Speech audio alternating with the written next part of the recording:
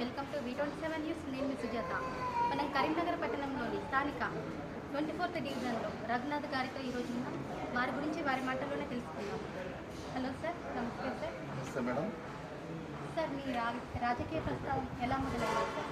రాజకీయ ప్రస్తావం ఫస్ట్ నుంచి BRS party పనిచేసుకుంటూ వచ్చిన దాన్ని గుర్తించి అన్నగారు నాకు టికెట్ ఇవ్వడం జరిగింది. సో అన్నగారు నా వెనుకనే నడిపిస్తున్నారు. సార్, మీ డివిజన్లో ఏవే ప్రాబ్లమ్స్ ఉన్నాయి, వాటి గురించి ఎలా ప్రణాళిక తీసుకుని మరి వాటిని ఎలా సాల్వ్ చేద్దామని అనుకుంటున్నారు? మీ మాటలు చెప్పండి. టీఆర్ఎస్ ప్రభుత్వం ఉన్న 10 సంవత్సరాల కాలంలో చాలా అభివృద్ధి చేసిండ్రు. రోడ్లు కానీ, డ్రైనేజీలు కానీ ప్రతిదీ దాదాపు అభివృద్ధి చేసిండ్రు.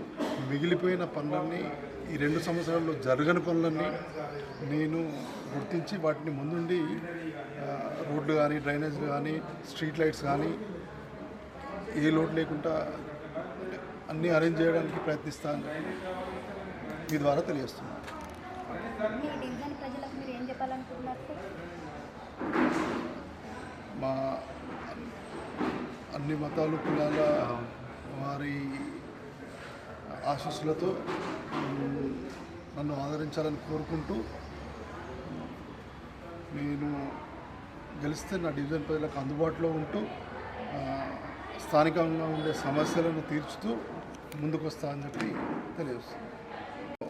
ఏ సమస్య ఉన్నా ఒక ఆఫీస్ ఓపెన్ చేసి అందుబాటులో ఉంటూ డివిజన్ అభివృద్ధి కొరకు పాటుపడతానని నా డివిజన్ ప్రజలకు తెలియజేస్తాను. మీ సమస్య నా సమస్య భావించి ముందుకెళ్తానని చెప్పి తెలియజేస్తున్నాను. అందరికీ నమస్కారం తెలియజేస్తూ నన్ను ఆశీర్వదించాలని కోరుకుంటున్నాను.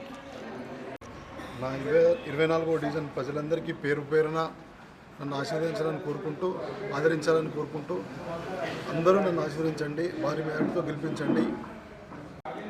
Okay sir, thank you sir. మీ అమూల్యమైన కేటాయించినందుకు ధన్యవాదాలు. థ్యాంక్ యూ అమ్మా. జై తెలంగాణ, జై బీఆర్ఎస్, జై కేసీఆర్, జై కమలాకరన్.